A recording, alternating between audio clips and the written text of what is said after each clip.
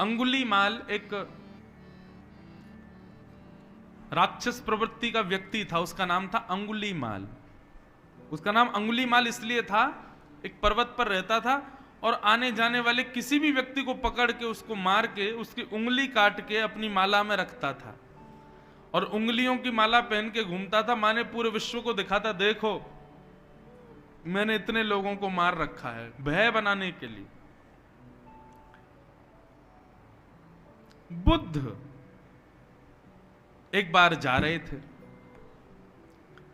मार्ग में एक गांव से निकल रहे थे, तो सीधे जा रहे थे, तो लोगों ने उनको रोका। बोले महाराज जी सामने पर्वत पर मत जाइएगा, आप नीचे से घूम के जाना। बुद्ध भगवान बोले क्यों? बोले इस पर अंगुलीमाल रहता है और वो अंगुलीमाल जो है लोगों को मार देता है, उनकी उंगली काट के अपनी माला में पिरो लेता है। आप संत हैं, वैष्णव हैं, आप वहां मत जाइए, आप नीचे से घूम के चले जाना, पर्वत पर मत जाना। बुद्ध भगवान बोले हम क्यों बुद्ध बने, हम संत क्यों बने? हमने अपने जीवन में सब सकारात्मक स्थिति क्यों बनाई? ताकि केवल हमारा कल्याण हो, तो हमसे बड़ा स्वार्थी कौन? हम बुद्ध इसलिए बने ताकि कोई बिगड़ा हुआ दिखे तो हम उसको भी बुद्ध बनाएं। यदि यहां आकर के भी अंगुलीमाल की ये बातें सुन के मैं भयभीत होकर चला गया तो मुझे अपना चोला छोड़ देना चाहिए। यदि मुझ में सामर्थ्य है तो अपनी बुद्धि से, अपने प्रभाव से मैं अंगुलीमाल को भी बुद्ध बनाऊंगा। और अंगुलीमाल की भय में ज्यादा ताकत होगी तो मार देगा, और मेरे नियम में ज्यादा ताकत होगी तो मैं उसको बुद्ध बनाऊंगा। आज परीक्षा का दिन है मेरा, अंगुलीमाल से तो मैं मिलूंगा। लोग पैरों में गिर गए, बोले महाराज हट मत करो।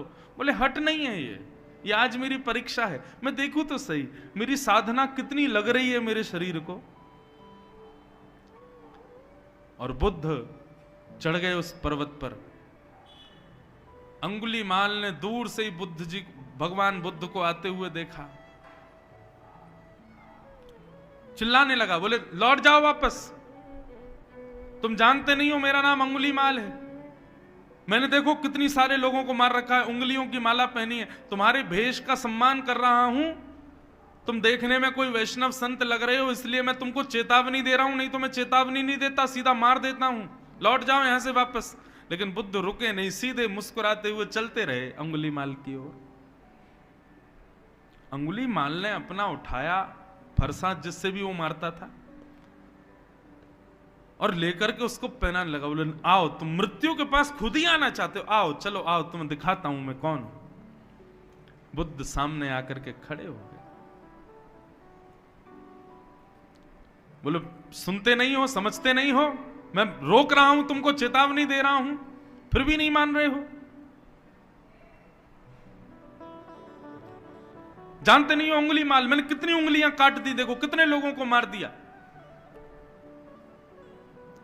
बुद्ध भगवान बोले मैं चला जाऊंगा, मैं एक प्रश्न का उत्तर लेने आया हूं। बोले क्या? एक वृक्ष था, उसकी डाल थोड़ी सी गिरी हुई थी। बुद्ध भगवान बोले इसको तोड़ सकते हो? अंगुलीमाल ने पकड़ करके नीचे खींचा, टूट के हाथ में आ गई। बोले तोड़ दिया, लो। बोले अब इसको जोड़ के दिखाओ। बोले जोड़ नहीं सकता। बोले क्यों? तुम अंगुलीमाल हो, तुम्हारा बड़ा प्रभाव है, तुम बड़े श्रेष्ठ हो,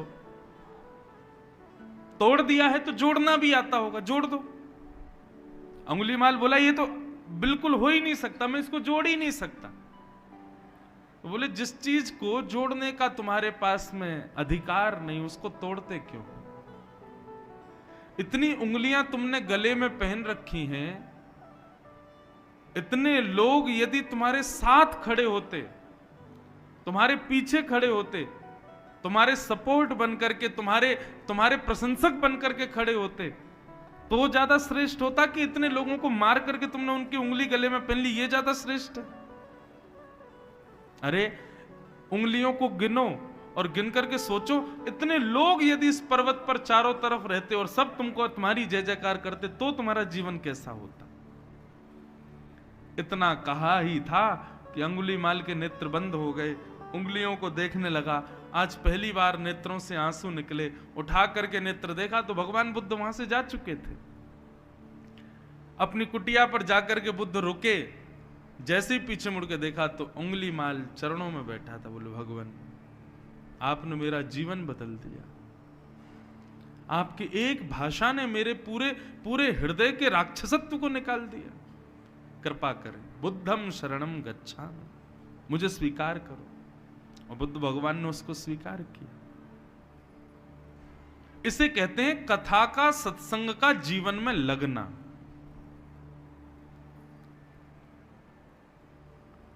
और ये लगता कब है? जब सुना नहीं जाता, पिया जाता है। विश्वास मानिए, आपका आचार विचार चाल चलन, आपका रूप, आपके वस्त्र, इनसे ही माहौल बदल जाता है। लोग उल्टे सीधे काम कर रहे हो, हमने अनुभव किया। कई बार शादियों में किसी के में जाते हैं, उमा साहब उल्टा सीधा चल रहा है। हमारी धोती, बगलबंदी, तिलक, इनके साथ वहां पहुंचने मात्र से वो लोग शांत हो जाते हैं। बोले अभी कुछ मत करो, जब तक महाराज जी तब तक तो कुछ मत करो। कम से कम 2 घंटे के लिए ही सही, उन्होंने दूषित काम तो छोड़ा। आपका रूप, आपकी वाणी, आपके नेत्र, आपके विचार वही दिखा देते हैं कि आप कथा सुनते हो कि पीते हो।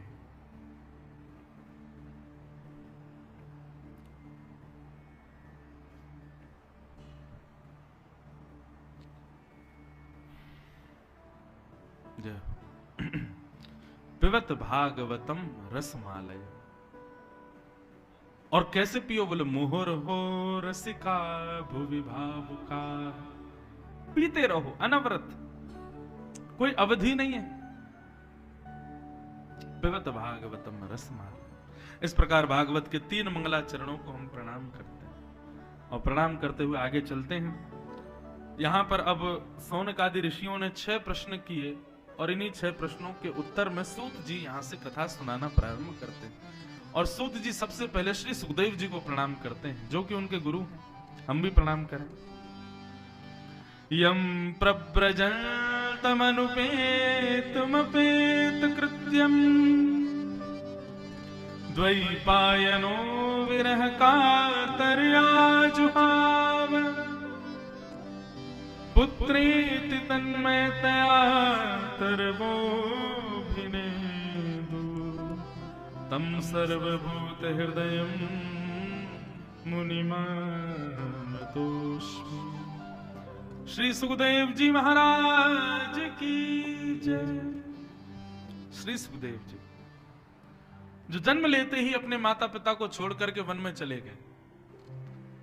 पुत्र पुत्र कहते कहते पीछे वेदव्यास जी भागे, लेकिन सुखदेव जी ने मानो उनको ब्रह्म ज्ञान दे दिया हो कि पिताजी, ना जाने कितनी बार आप मेरे पुत्र बने, मैं आपका पुत्र, आपका पिता बना। ये संसार चक्र है, लोभ मत करिए पुत्र का। ऐसे सर्वभूत हृदय श्री सुखदेव जी को हम प्रणाम करते हैं। और यहां पर अपने गुरुजनों को प्रणाम करते हुए श्री सूत जी आगे बढ़ रहे हैं। हम भी अपने गुरुदेव को प्रणाम करें। और वैसे एक बात कहें, आपके गुरु चाहे जो भी हों, पर आदि गुरु तो हमारे श्री सुखदेव जी। सुखदेव जी की वाणी से ही पूरा विश्व आच्छादित है बंधु। इसलिए ऐसे गुरुदेव को हम प्रणाम करते हैं। सुखदेव जी के नगरी में आए हैं, पहली बार आए हैं, मन का भाव है। अभी दर्शन करने तो 1-2 दिन में जाएंगे, पर वाणी से यहीं से हम प्रणाम कर लें श्री सुखदेव जी को, गुरु स्वरूप मान करके। और स्वरूप मान नहीं रहे हैं, गुरु ही हैं हमारे। ऐसे श्री सुखदेव जी को प्रणाम करो। आप सब लोग भी प्रणाम करो। बोलो सुखदेव जी महाराज की जय। अनंत उपकार हैं हमारे ऊपर श्री सुखदेव जी के, और हमारे मतलब हम सबके ऊपर। ऐसी श्रीमद् भागवत को इतनी सुंदर भाषाबद्ध करके पूरे विश्व को प्रदान किया, जिससे आज संसार के प्रत्येक मानव के प्रश्नों का उत्तर, जीवन के संशय सब दूर होते हैं भागवत से। यदि भागवत जी निर्माण नहीं हुई होती और भागवत जी का वाचन सुखदेव जी ने नहीं किया होता, शायद हमको कभी मीराबाई नहीं मिलती, शायद हमारे समाज को कभी सूरदास, कुम्मनदास, रैदास, कबीरदास ये कोई नहीं मिलते। क्योंकि सबका सृजन भागवत से ही हुआ है। ऐसा कोई वैष्णव संत नहीं जिसका बहुत ख्याति हो और उसने भागवत का कभी आस्वादन ना किया। भागवत को सबने चखा है और वास्तविक उनका निर्माण किसी की श्रेयस्कर्ता के लिए तभी हो पाया जब वो भागवत के आश्रय में आए। बिना भागवत आश्रित हुए किसी का निर्माण नहीं हुआ। भागवत साधारण नहीं है बंधु। हमारे पास ग्रंथ से ऊंचा, पुराण से ऊंचा कोई शब्द नहीं है, इसलिए हम ग्रंथ पुराण बोलते हैं। भागवत ग्रंथ पुराण नहीं है। तेनेयम वांगमयी मूर्ति प्रत्यक्ष कृष्ण एव ही। भगवान की शब्दमयी मूर्ति है और साक्षात कृष्ण ही है। श्रीमद् भागवत। श्री सूत जी महाराज अपने गुरुदेव सुखदेव जी को प्रणाम करते हैं। किसी ने प्रश्न किया, बोले सूत जी आपके गुरु जी तो वेद व्यास जी हैं, आप सुखदेव जी को प्रणाम क्यों कर रहे हो? बहुत सुंदर। तब सूत जी कहते हैं, बोले मेरे गुरु तो वेद व्यास ही हैं, पर जब सुखदेव जी ने परीक्षित को कथा सुनाई ना, उस कथा में मैं भी बैठा था। उनसे कथा सुनने के बाद में गुरु भले ही उनके पिताजी हैं, वेद व्यास जी हैं मेरे, लेकिन मैंने उनको गुरु मान लिया। उनके द्वारा कथा सुनने के बाद में मुझे वास्तविक भागवत का अर्थ समझ में आया, इसलिए मैं उनको प्रणाम कर रहा हूं। ये बड़ी छोटे छोटे भाव हैं। अब बहुत मुझे लगता है 7 वर्ष के अपने कथाक्रम में आज पहली बार ये बात बोली होगी मैंने कि यहां सूत जी ने सुखदेव जी को प्रणाम क्यों किया, जब उनके गुरु जी तो वेद व्यास जी थे।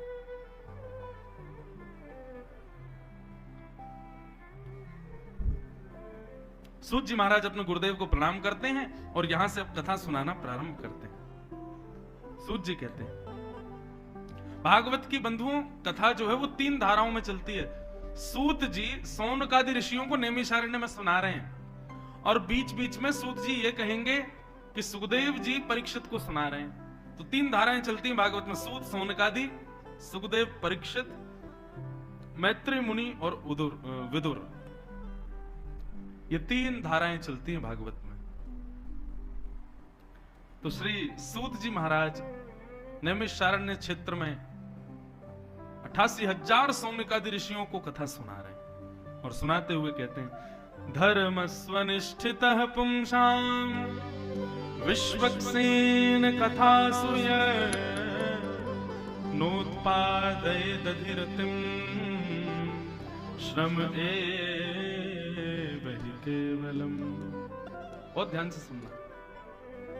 सूत जी कहते हैं, भैया तुम्हारे जितने जप हैं, जितने नियम हैं, जितने तीर्थ यात्रा हैं, जितने हवन हैं, जितना भी जो कुछ भी आपने सत्कर्म अपने जीवन में किया, आश्रम में कमरे बनवाए, संतों को भोजन कराया, ब्राह्मणों को दक्षिणा दी, बद्रीनाथ केदारनाथ जाकर के कुछ मंगल कार्य कराए, वृंदावन में ये किया, गोवर्धन परिक्रमा लगाई, वैष्णो देवी की यात्रा की, 9 दुर्गा व्रत किए, श्रावण के महीने में शंकर जी पर 1000 बिल्वपत्र रोज चढ़ाए। इन सबका फल क्या है? इन सब क्रियाओं का फल क्या है? तो सूत जी कहते हैं, धर्मस्वनिष्ठितः पुंसाम विश्वक्सेन कथासूय नोत्पादये दधिरतिम श्रम एव ही केवलम।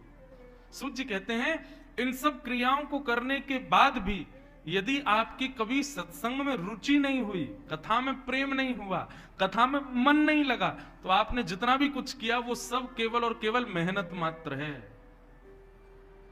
ठाकुर जी ने उसको स्वीकार नहीं किया है।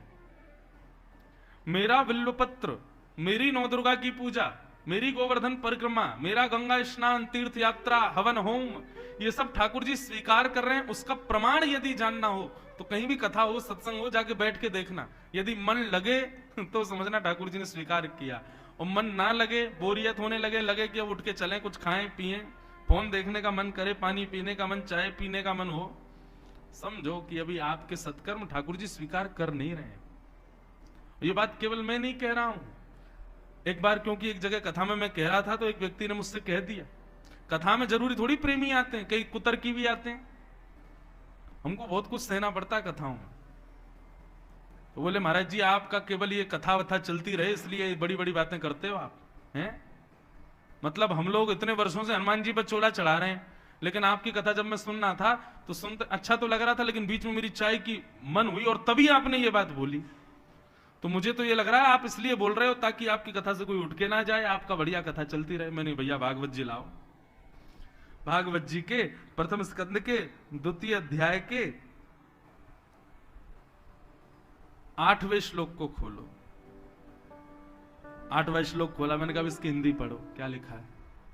यही था, हमारे द्वारा किए गए जितने भी सत्कर्म हैं इनको ठाकुर जी स्वीकार कर रहे हैं। इसका प्रमाण यही है कि आपकी कथा सत्संग में रति हो, मन लगे। अच्छा देखो आजकल क्या हो गया है कि आजकल सब चीज बड़ी विचित्र हो गई। कथाएं भी जरूरी नहीं अच्छी होती हैं। कथा तो देखो कैसी भी हो, अच्छी हो, बुरी हो, बड़ी हो, छोटी हो, कथा तो कथा है। लेकिन आजकल मिलावट सब जगह आ गई है ना। दूध में मिलावट आ रही, सब्जियों में मिलावट आ रही है, ऐसी कथाओं में भी मिलावट आ गई है।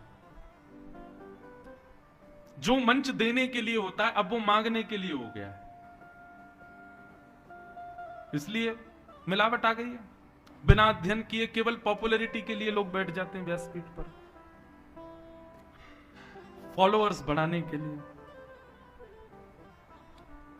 गुरु चरणों में बैठते नहीं, अध्ययन करते नहीं, भागवत जी के एक श्लोक का भी शुद्ध उच्चारण नहीं कर पाते, बैठ जाते मंच पर। लोग बाग भी आनंदित होते।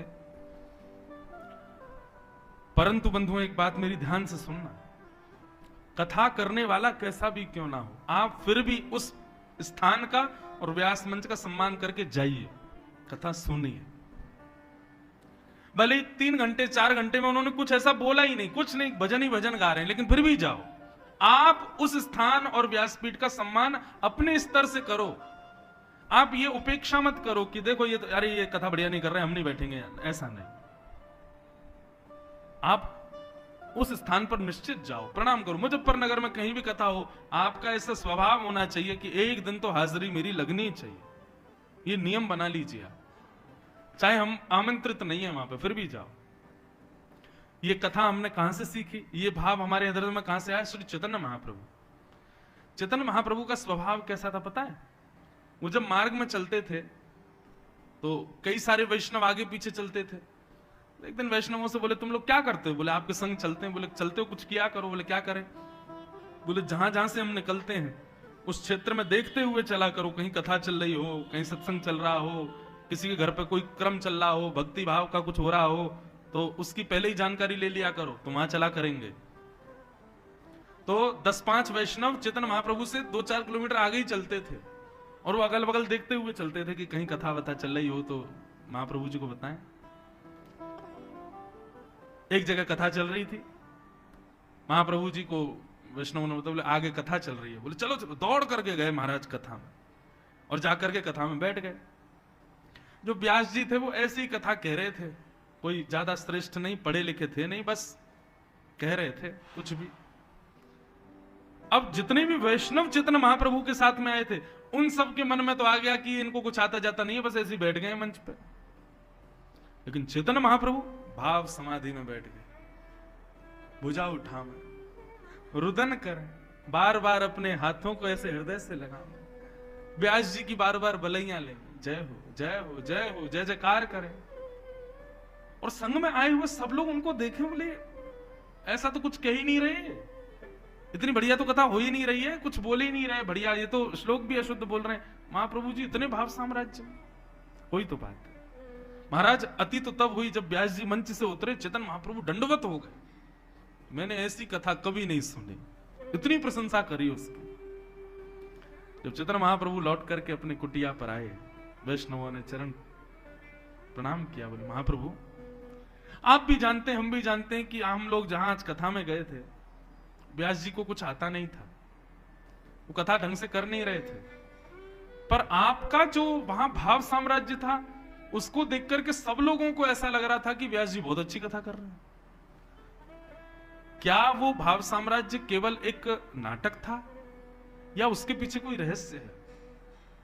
महाप्रभु जी ने बहुत सुंदर उत्तर दिया। बोले तुम लोग क्यों गए थे कथा में? कथा सुनने। बोले सुन के तो कोई भी नहीं आया, तुम सब परखने गए थे व्यास जी को कि वो श्रेष्ठ हैं कि नहीं, ठीक से कह रहे हैं कि नहीं। परखने की भावना से गए थे, कथा सुनने की भावना से यदि गए थे, व्यास जी कुछ भी नहीं बोल रहे थे, लेकिन कृष्ण तो बोल रहे थे, माधव तो बोल रहे थे, मधुसूदन तो बोल रहे थे, श्री राधा तो बोल रहे थे, राम तो बोल रहे थे, कुछ नहीं तो भगवान नाम तो बोल रहे थे। और वो जब जब भगवान नाम बोल रहे थे तब तब मेरे हृदय में ठाकुर जी प्रकट हो रहे थे और मुझे भाव आ रहा था।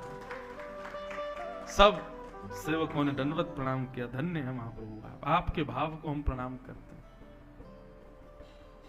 इसलिए हमारी बात मानना, मुजफ्फरनगर में या सुखतीर्थ में आसपास जहां तक आप क्षमता से जा सको, पता चल जाए कथा हो रही है, आप अपने काम में एक दिन का अवकाश जरूर रखो और वहां जरूर जाओ, जरूर सुनो और इसी भाव से सुनना। ये मत देख के आना, ये मत परख के आना कि व्यास जी ने कितनी अच्छी बातें कही, बस वो जो कह रहे थे उसमें कृष्ण नाम था तो सही, चाहे जैसे भी थे अच्छे थे। ऐसा हो ही नहीं सकता कि आपको कोई प्रसाद ना मिले, निश्चित मिलेगा। इसलिए भैया कथा में रति होना, कथा में आनंद आना, ये इस बात का प्रमाण है कि आपके द्वारा किए गए सब सत्क्रियाएं ठाकुर जी स्वीकार कर रहे हैं। और कथा से मन उच्चाटित होना, कथा के अलावा अन्य किसी कार्य में मन लगना, कुछ और करने की इच्छा होना, कथा के बीच में फोन चलाने की इच्छा, कथा के बीच में कहीं जाने की, जलपान की भी इच्छा यदि हो रही है तो निश्चित है कि आपकी क्रिया से ठाकुर जी प्रसन्न नहीं है। कथा तो बंधुओं ऐसे सुनो कि 7 बज गए पता भी ना चले, अरे 7 बज गए, हो गया समय, आरती, तब समझो लाल जी बड़े प्रसन्न हैं।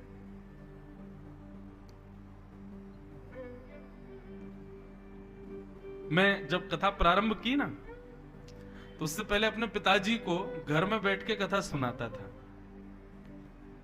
तो मेरा क्या था, कथा तो हम कर लेते थे लेकिन मुझसे बैठा नहीं जाता था 4 घंटे।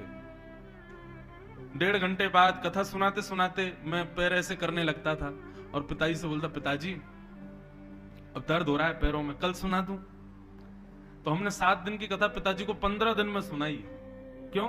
रोज पांव में दर्द हो जाता और रात भर महाराज माँ कभी पैर दबाती, कभी बहने लगी रहती। तब पिताजी ने एक बहुत सुंदर बात कही, बोले लाला तू कथा किस भाव से करता है कि पिताजी सामने बैठे हैं, परिवार के सब लोग बैठे हैं, गुरुजी बैठे हैं, ये रीझ हैं, इस भाव से कथा करता है। अब अपना भाव बदल, ठाकुर जी का चित्रपट सामने रख और मन में विचार कर, इनको सुनाना है, ये खुश रहें, ये प्रसन्न रहें, इस भाव से कथा कर। उनकी ये बात मान करके हम कथा करने बैठे, 5 घंटे बैठ गया, मेरे पैर में दर्द ही नहीं हुआ। क्यों? उन्होंने ऐसा नहीं कि दर्द अब नहीं होता, होता है। एक आसन में बैठे रहोगे तो रक्त रुकेगा, दर्द तो होता है, पर चित्त वृत्ति, आपका मन कहां लगा है कि मुझे श्याम सुंदर को प्रसन्न करना है, तो उस समय देह का सब कुछ उसी में लगा रहेगा कि ये प्रसन्न होने चाहिए, ये खुश होने चाहिए। उस समय शरीर की पीड़ा आपको अनुभव नहीं होगी। ऐसी कथा जब आप सुन रहे हो, उस समय अन्य अन्य साधन का यदि विचार मन में आ रहा है तो इसका मतलब आपका उद्देश्य कथा में बैठने का उचित नहीं है। उद्देश्य यदि उचित होगा तो निश्चित मानिए आप अपने नेत्र भी छपक नहीं पाओगे कथा में। आसन बदलना तो बहुत दूर की बात है,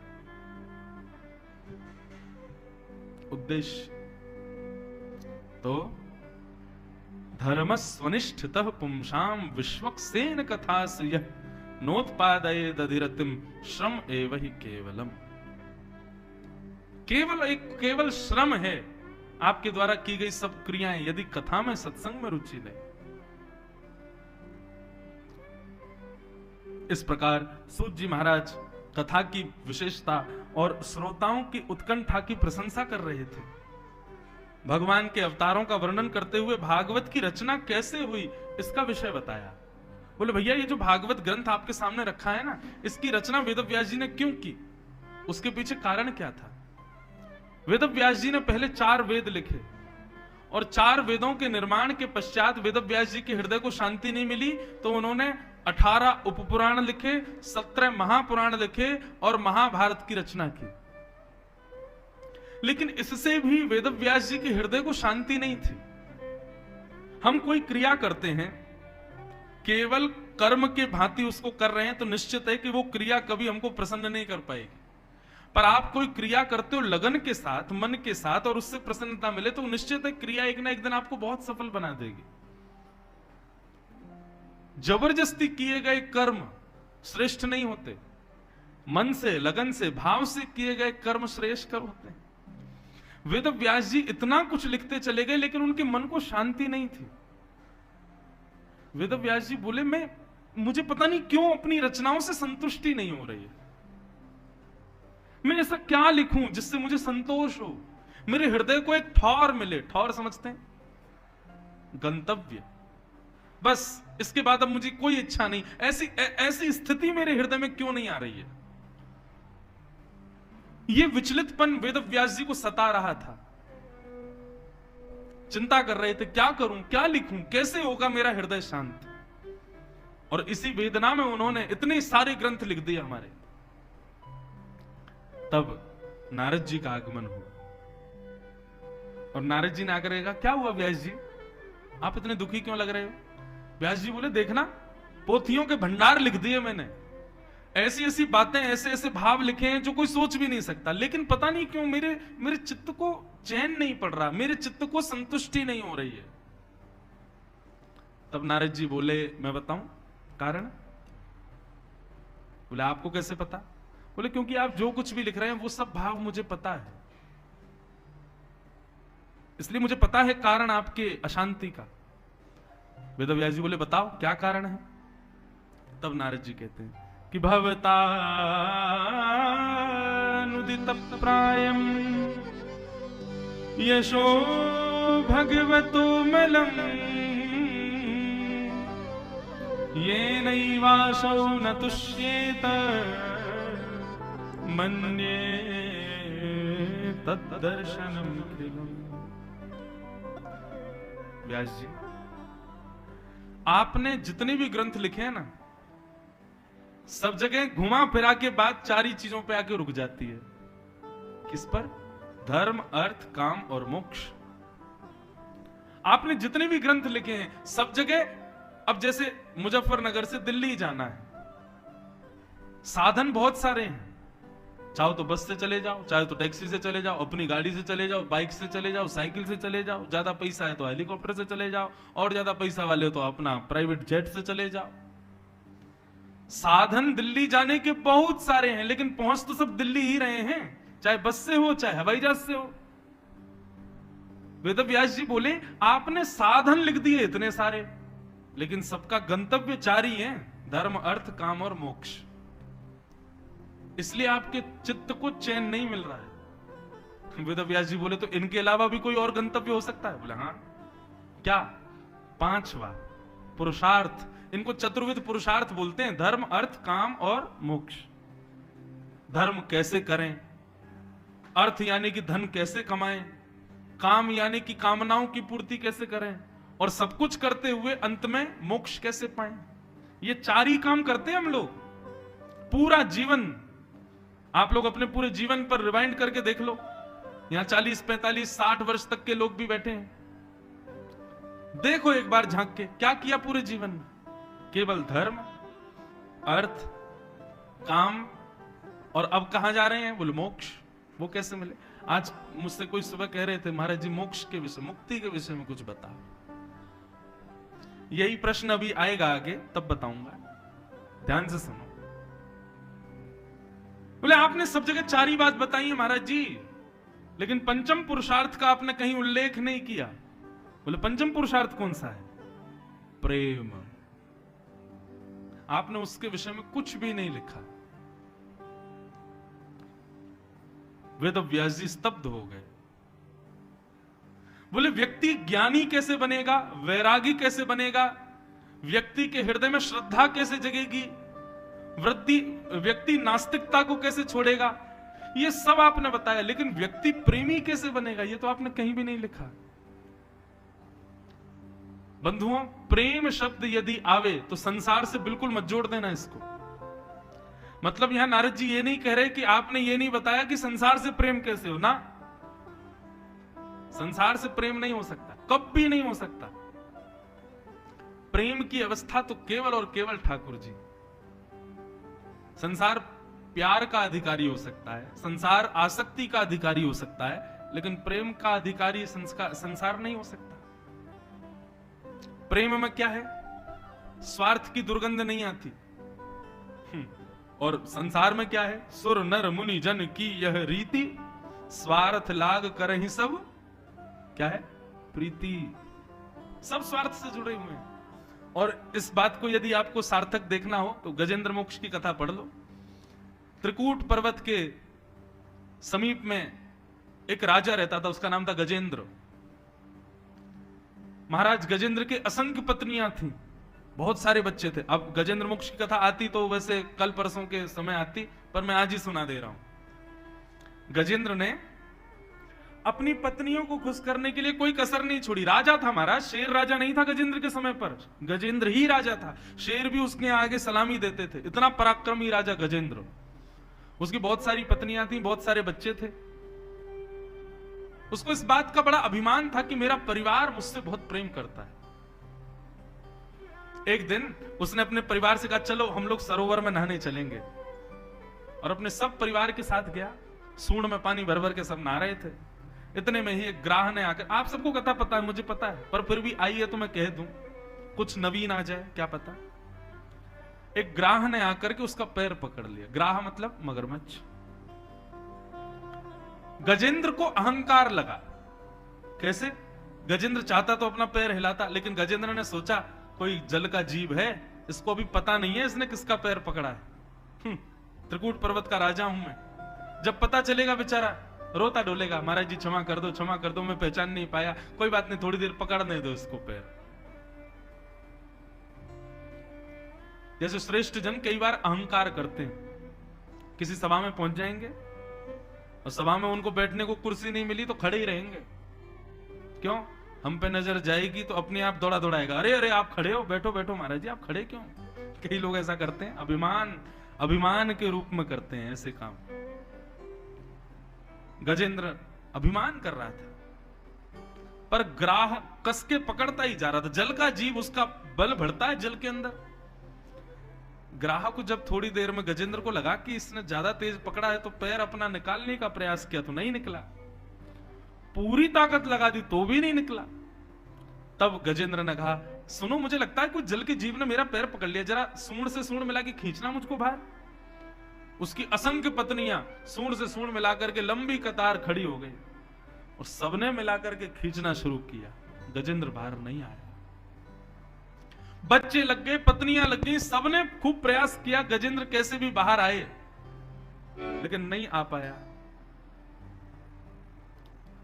सुबह से शाम हो गई, लेकिन गजेंद्र बाहर नहीं आ पाए।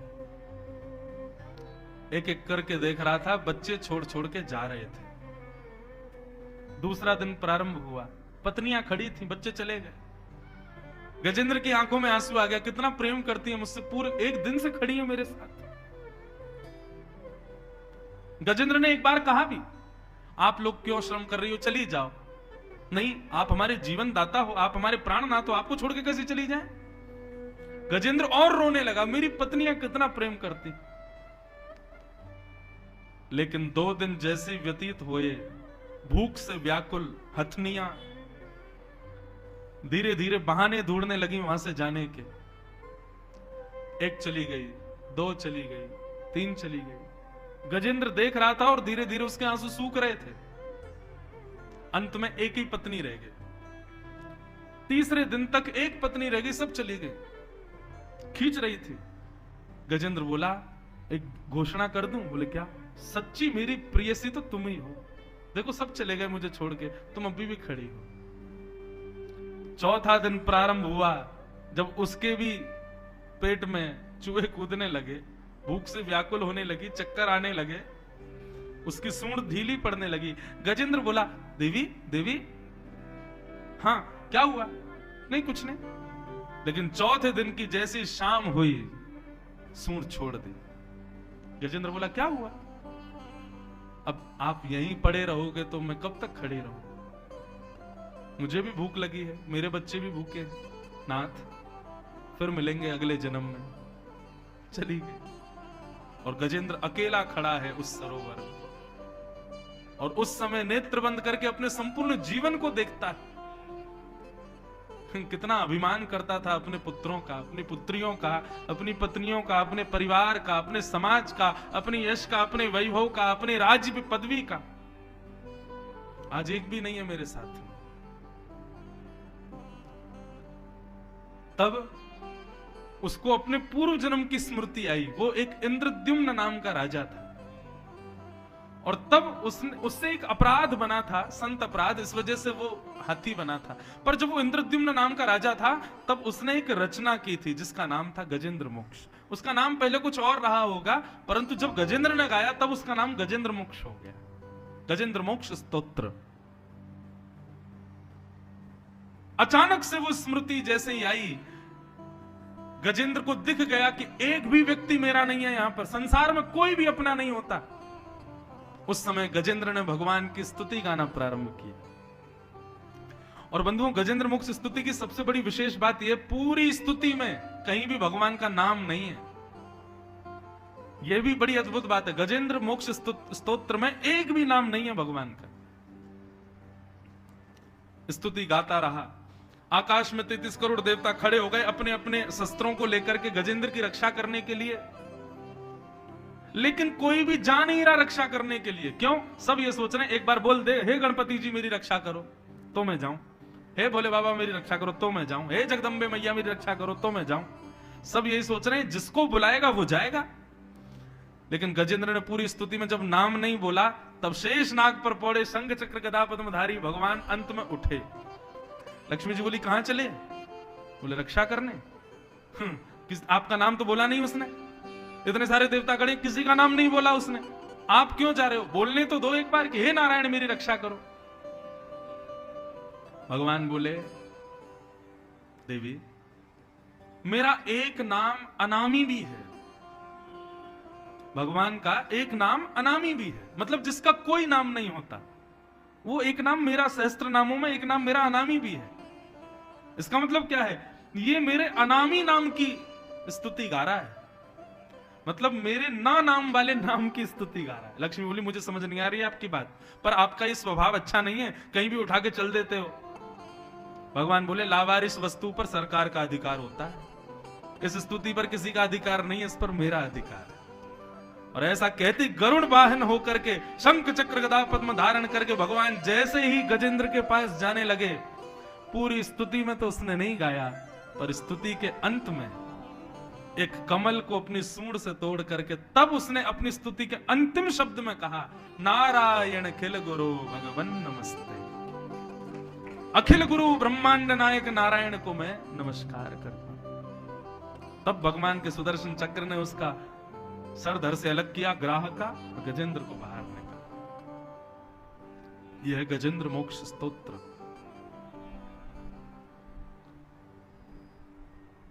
ये प्रेम आपने कहां लिखा वेदव्यास जी? ठाकुर जी इतने प्रेमी हैं कि वो अनामी स्तुति को भी सुनकर के दौड़े चले जा रहे हैं। ये आपने कहां लिखा? उनको नाम की भी आवश्यकता नहीं। यहां संसार के लोग इसीलिए मरे जाते हैं, हम ब्याह में नहीं जाएंगे, क्यों? निमंत्रण पत्र नहीं आया। लेकिन ठाकुर जी कितने सहज हैं कि एक गजेंद्र ने उनकी स्तुति गाई और उसमें भी नाम नहीं कहा, फिर भी दौड़े चले गए। वो कितने मान शून्य हैं, ये आपने कहां लिखा वेदव्यास? उनके इस प्रेम का लक्षण आपने कहां वर्णन किया वेदव्यास जी? कहीं भी नहीं। इसीलिए आपका मन अशांत है। अगर आप चाहते हो कि आपको एक ठौर मिले, आपके मन को एक एकाग्र निष्ठा मिले और आपकी हृदय को आप संतुष्ट कर सको, उसके लिए आप श्री कृष्ण के ऐश्वर्य, श्री कृष्ण की प्रभुता, श्री कृष्ण के यश का गुणगान मत करो, उनके प्रेम का गुणगान करो। वो प्रेमी कितने हैं ये बताओ समाज को। संसार के लोगों को जब तक ये नहीं पता चलेगा कि भगवान प्रेम भी करते हैं, तब तक आपकी रचना से आपको संतोष नहीं मिलेगा। तब वेदव्यास जी महाराज के चित्त को शांति हुई। धन्यवाद नारद, आपने ये बात कही, मुझे सुनकर के चैन मिल गया, लिखने के बाद तो जाने क्या होगा। आपकी बात, आपका जो संशोधन आपने आकर के करवाया है, ये बात सुनने मात्र से मुझको बड़ी शांति मिल गई। लिखूंगा तो जाने क्या होगा मेरा। नाथ धन्यवाद। वेदव्यास जी ने पूछा क्या करना चाहिए, कैसे प्रारंभ करना चाहिए? तब नारद जी बोले समाधि लगाओ। समाधिनानुस्मर तद्विचेष्टितम्। समाधि में बहुत ताकत है, समाधि लगाइए। तब वेदव्यास जी ने समाधि लगाई। और बंधुओं, समाधि तो लगाई थी कि चिंतन करके भगवान की लीला फिर मैं लिखूंगा। लेकिन ऐसा हुआ कि जब उन्होंने समाधि लगाई, खाली पन्ने रखे थे सामने, लेकिन जब समाधि खुली तो जो जो समाधि में चिंतन हुआ था वो सब श्रीमद् भागवत की रचना हो चुकी थी। इसीलिए भागवत के श्लोकों को समाधिस्थ श्लोक कहा जाता है। ये लिखे नहीं गए हैं, कलम से इनकी रचना नहीं हुई है। समाधि लगाई थी, खाली पन्नों को रख करके सामने, जब नेत्र खुले भागवत की रचना हो चुकी थी। इसलिए भागवत की भाषा सारे वेद पुराणों से सबसे अलग है। हमारे गुरुदेव कहते हैं भागवत की इतनी सुंदर, इतनी प्यारी, इतनी सटीक भाषा है, ये वेदव्यास जी और किसी अन्य व्यक्ति की नहीं हो सकती। तो बोले जब वेदव्यास जी समाधि लगा रहे थे ना, तब श्री कृष्ण ही आकर के लिख करके चले गए भागवत। ये शब्दावली तो श्री कृष्ण की ही हो सकती है, ये तो ठाकुर जी की हो सकती है। इसका कोई प्रमाण नहीं है। कोई इस बात को कहीं वीडियो में से निकाल के वायरल कर दे और हमको कहे, बोल देखो इंद्रेश जी कह रहे हैं भागवत जी कृष्ण ने लिखी ना, मेरा भाव है हृदय का। इतनी सटीक वाणी योगेश्वर कृष्ण की ही हो सकती है। इस बात का तो प्रमाण है कि भागवत समाधिस्थ भाषा, भागवत की रचना 18,000 श्लोकों से युक्त श्रीमद् भागवत की रचना हुई। इतना संतोष हुआ, इतना संतोष हुआ वेदव्यास जी को कि अपनी कलम जाकर के गंगा जी में बहा दी उन्होंने। जितनी कलम रखी थी उनके पास सब बहा दी। बोले क्यों? बोले अब कुछ लिखना शेष नहीं रह गया, अब मेरे हाथ स्तब्ध हो गए हैं, अब मेरी बुद्धि शून्य हो गई है, मेरा चित्त अब स्तब्ध हो गया है, अब मुझे कुछ नहीं लिखना। और मानो जैसे प्रसन्न प्रसन्न मुद्रा में घूम रहे हूं, परम चैन मिल गया वेदव्यास जी को। बोले बस अब ये सब कुछ है। भागवत के अंत में वेदव्यास जी ने एकादश स्कंद में लिखा है कि आप अन्य पुराणों को अपनी इच्छा से पढ़िएगा, लेकिन यदि प्रमाण जानना हो तो भागवत को ही पढ़िएगा, क्योंकि मैंने अन्य ग्रंथ लिखे हैं लेकिन सब चीज का प्रमाण श्रीमद् भागवत को ही मानिएगा। कई बार कई लोग तर्क देते हैं ना कि उस पुराण में तो ऐसा लिखा है, उस पुराण में तो ऐसा लिखा। हम उसको एक ही बात कहते हैं, मैंने पुराणों में सब कुछ लिखा है। मैंने कहा लेकिन मानना केवल भागवत को है। ये बात स्वयं वेदव्यास जी ने ही कही है। श्रद्धा सबके प्रति रखो, पर पूर्ण समर्पण भागवत के प्रति रहो। भागवत की रचना हो। वेदव्यास जी महाराज बोले कि भैया भागवत की रचना तो हो गई, अब इसको घर घर जन जन तक पहुंचाऊं कैसे? तब वेदव्यास जी को याद आई अपने पुत्र श्री सुखदेव जी महाराज की। बंधु, वेदव्यास के पुत्र कैसे हैं श्री सुखदेव जी?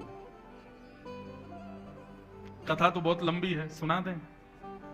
सुख तीर्थ पास में है, सुखदेव जी के प्रादुर्भाव की कथा सुना ही लो। तरुवर छांव तीर यमुना के सुआ पढ़ावत डोले। श्री किशोरी जी हमारी श्यामा जी, हमारी राधा रानी के सुख पक्षी, पालतू पक्षी हैं। और ये अब ब्रज की परंपरा से हम आपको कथा सुना रहे हैं। एक पद है, मैंने पहली बार अभी पिछली कथा में हिसार में गाया था और दूसरी बार यहां गा रहे हैं। किशोरी जी के पास में एक पिंजरा है, किसका? मणि का। उस मणि के पिंजरे में एक सुख तोता रहता है। तो बोले किशोरी जी ने तोता क्यों रखा? बोले कि जैसे आजकल के लोग स्पीकर रखते हैं, टेप रिकॉर्ड रखते हैं, अपने प्रिय गाने उसमें सुनते रहते हैं, ऐसे सुखदेव जी के पास में एक तोता है। और वो तोता क्या बोलता है? बोले गोविंद, माधव, केशव, कृष्ण, मधुसूदन, ये सब नाम उच्चारण करता है और पूरे दिन करता रहता है। किशोरी जी को सुख मिलता है। बोले हाँ अच्छा है, तुम बोलते रहा करो। तो इसलिए किशोरी जी सुख तोता को अपने पास रखती। क्यों? क्योंकि निरंतर कृष्ण के भिन्न भिन्न नामों को वो गाता रहता है और किशोरी जी रोज एक नया नाम उसको याद भी कराती हैं। बोलो गोविंद, तो वो बोलता है गोविंद। बोलो गोपाल, बोलो गोपाल। अब पूरे दिन बोलते रहो। किशोरी जी को सुख मिलता है कि कोई कृष्ण नाम कहे। परंतु एक दिन क्या हुआ, ठाकुर जी किशोरी जी के पास मिलने के लिए आए, सबने प्रणाम किया लेकिन उस तोते ने प्रणाम नहीं किया। किशोरी जी बोली प्रणाम करो, तो सुख तोता बोलने लगा ये कौन है? किशोरी जी को इतनी चिंता हुई, बोले कि अरे तो 24 घंटे इनका नाम गाता, इन्हीं को नहीं पहचानता? तब नाम पड़ गया रत्तू टोटा। बोले केवल रट लेते हैं, इनको ये नहीं पता। जैसे एक तोते की एक कथा आती है कि एक बार एक संत ने एक तोते को एक शिकारी से बचाया, और शिकारी से बचा करके संत ने सोचा इसको सिखा देता हूं कि आज के बाद शिकारी के चंगुल में नहीं फंसना। बोले क्या? बोले बोलो। भेलिया आएगा, जाल बिछाएगा, दाना डालेगा, फंसना मत, फंसना मत, फंसना मत। तोते ने याद कर लिया। अब तो वो जब जब संत आते उससे बोलते बोलो, तो वो बोलता भेलिया आएगा, जाल बिछाएगा, दाना डालेगा, फंसना मत, फंसना मत, फंसना मत। संत बोले वाह बहुत बढ़िया, बस इसको याद कर लो, तुम्हारा जीवन धन्य हो जाएगा। तुम कभी एक शिकार के शिकार में नहीं जाओगे, शिकारी के शिकार में। अब संत चले गए तीर्थ में, तोता बैठा वृक्ष के ऊपर, इतने में ही एक शिकारी आ गया। तोते को ऊपर देख उसने महाराज जाल बिछाया। अब वो जाल बिछा रहा था और तोता ऊपर से गाने लगा, भेलिया आएगा, जाल बिछाएगा, दाना डालेगा, फंसना मत, फंसना मत, फंसना मत। भेलिया बोला अरे ज्ञानी तोता है ये तो, इसको तो पता है कि हमको फंसना नहीं है। कोई बात नहीं, अन्य पक्षियों को पकड़ लूंगा, इसको ज्ञान है, सबको थोड़ी होगा। उसने जैसे दाने निकाल करके डाले, दाने देखते ही तोता अपनी डाल से उड़ करके उसी की ओर जाने लगा, और रास्ते में भी गा रहा था भेलिया आएगा, जाल बिछाएगा, दाना डालेगा, फंसना मत, फंसना मत, फंसना मत। और जाके जाले पे बैठ के और खाने लगा दाने। भेलिया बोले अरे केवल खोखला ज्ञान है, इसको पता नहीं है कि बोल क्या रहा हूं मैं। भेलिया ने उसको बंदी बनाया, ले गया घर पे। अब वो जाले में फंसा फंसा भी यही कह रहा था, भेलिया आएगा, जाल बिछाएगा, दाना डालेगा, फंसना मत। भेलिया ने घर ले जाकर के चक्कू पहनाया, बोले चल बेटा आज तेरी सब्जी बनेगी। तब भी वो कह रहा था भेलिया आएगा, जाल बिछाएगा, दाना डालेगा, फंसना मत, फंसना मत, फंसना मत। बंधु ये कथा पता है क्यों सुनाई जाती है? हम आप सब लोग भी ऐसे ही हैं। श्री गुरु चरण सरोज रज निर्मल मुकुर सुधार वर्णो रघुबर विमल यश जोता एक फलचार बुद्धिन तनुजान के सुमरो पवन कुमार बल बुद्धि विद्या देव मोह हरम कलेश विकार जय हनुमान गंगू सागर जगह तुम लोग जाए। सबको याद है, सब रटते हैं, लेकिन अर्थ एक को भी नहीं पता है।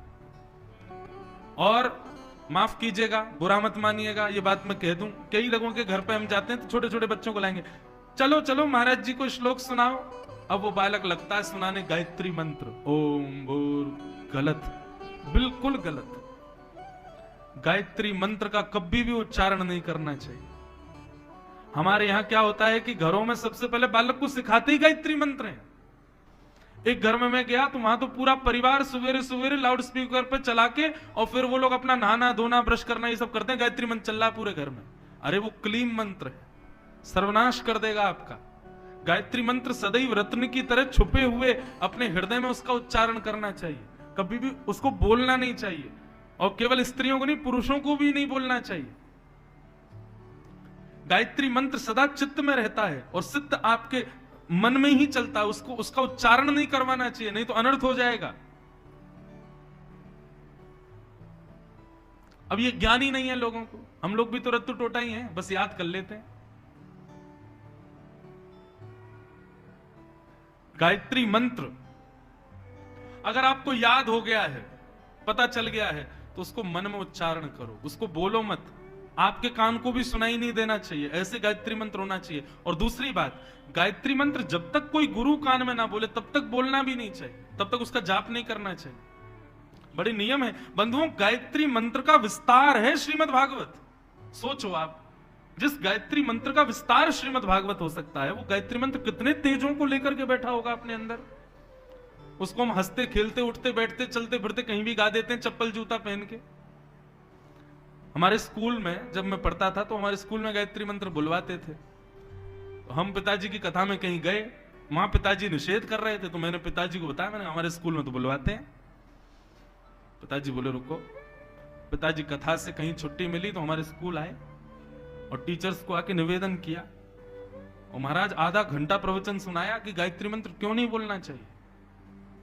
बोले कि आज के बाद गायत्री मंत्र मन में बुलवाइए। बच्चों से आप जूते पहन के बच्चे खड़े रहते हैं असेंबली में, वहां गायत्री मंत्र बुलवाते हैं, नहीं, ये गलत है।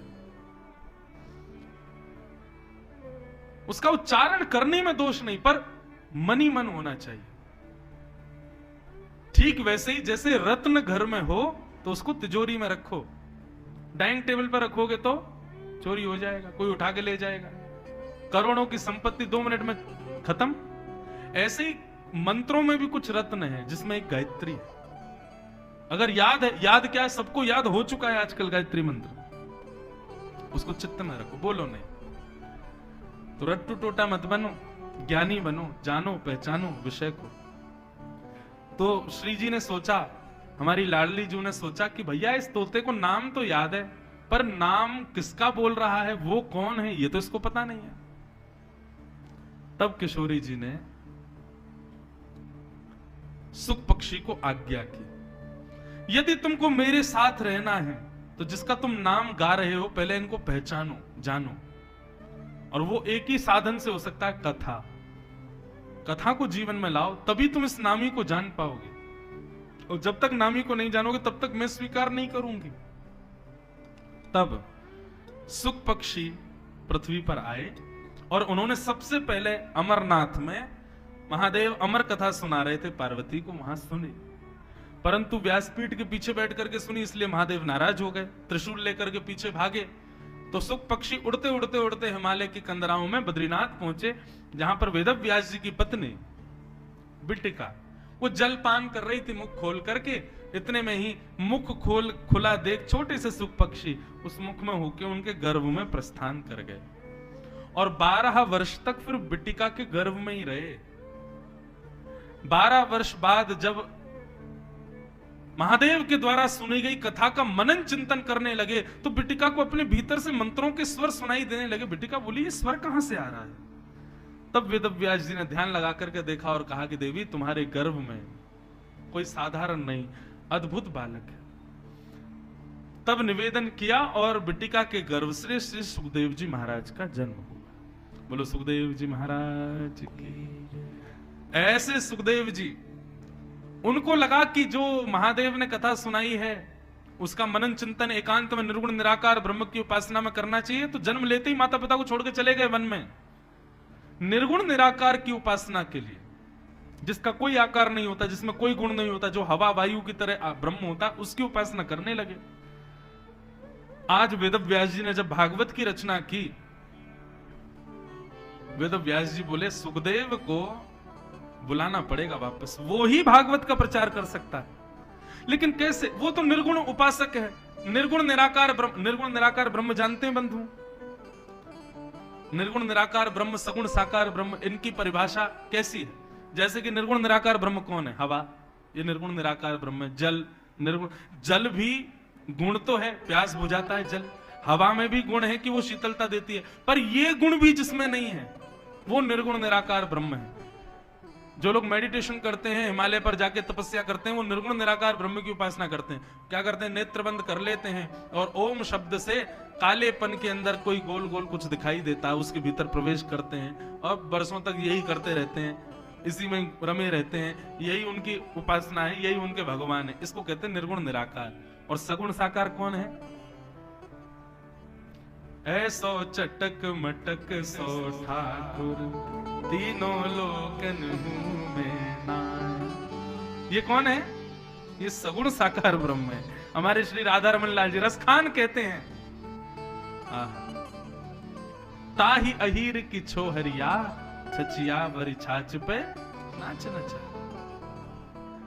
ये कौन है? ये सगुण साकार ब्रह्म है। श्री राधा रमन लाल, श्री वृंदावन बिहारी लाल, बाल कृष्ण, द्वारिकाधीश, ये कौन है? ये सगुण साकार।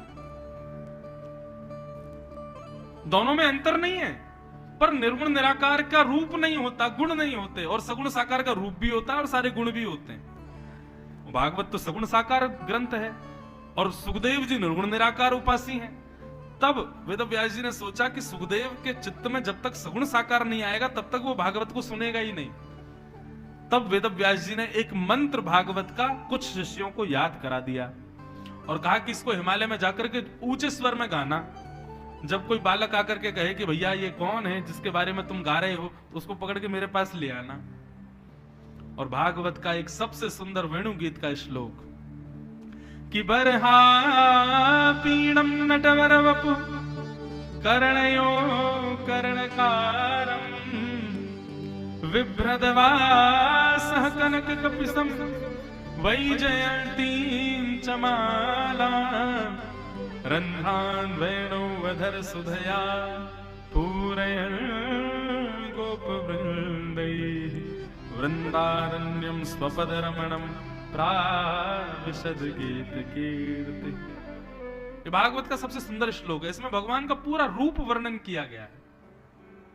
कैसे हैं ठाकुर जी? मोर पंख का आपीड़ यानी कि मुकुट पहना है, अपने दोनों कानों में एक ही कुंडल पहना है, कभी उसको यहां पहनते हैं, कभी यहां पहनते हैं, कभी यहां पहनते हैं। ऐसे चंचल स्वभाव के ठाकुर जी चल रहे हैं। पीतांबरी पहनी, गले में वैजंती माला पहनी, अपने कोमल आच्छादित अपने कर कमलों से वेणु का नाद कर रहे हैं। घुंघराले केश हैं, पीतांबरी पहनी है, अटपटी सी चाल चल रहे हैं। ये श्लोक का वर्णन। अब ये श्लोक छोटे छोटे बालक हिमालय में जाके गाने लगे और निर्गुण निराकार ब्रह्म की उपासना कर रहे सुखदेव जी के नेत्रों के आगे खेलते कूदते नाचते हुए त्रिभंग ललित ठाकुर जी उनको दिखने लगे। ये श्लोक सुनते ही सुखदेव जी बोले, ये बालक कौन है? ये सांवला सा नीलमणि जैसा बालक कौन है? मोर मुकुट पहने, वंशी बजा रहा है, पीतांबरी, ये है कौन? ये श्लोक गा रहे थे बालक। सुखदेव जी उनके पास गए, बोले ये जो तुम श्लोक गा रहे हो, इस श्लोक में जिसका रूप बता रहे हो, ये है कौन? बोले हमें नहीं पता, हमारे गुरु जी को पता है। आपको यदि इनको पहचानना है तो चलो हमारे गुरु जी के पास। तब सुखदेव जी उन बालकों के साथ वेद व्यास जी के पास आए और आकर के कहा, पिताजी मैं हूं तो निर्गुण निराकार उपासी, पर जब से मैंने ये श्लोक सुना है तब से मेरा मन हो रहा है कि इस बालक के बारे में मैं और जानूं, ये है कौन ये बालक? तब वेद व्यास जी बोले, ए शवई भगवान साक्षात, ये भगवान है। सुखदेव जी बोले, भगवान है? माखन की मटकी ऐसे लेकर के चल रहे हैं, यहाँ पे माखन लगा है, मुंह से जो है माखन देख के लार निकल रही है, बंसी बजा रहे हैं, ऐसे त्रिभंग लली अटपटा के चल रहे हैं, ये भगवान है? बोले हाँ। बोले कैसे हो सकते हैं ये भगवान? भगवान तो परम बीतराग प्रभुता में रहते हैं। बोले बैठो सुनाता हूं। तब उन्होंने भागवत की कथा सुखदेव जी को सुनाई। तब सुखदेव जी को चैन पड़ा। बोले जय, हम तो सोचते थे भगवान सदैव भगवान ही रहते हैं, परंतु ये भगवान तो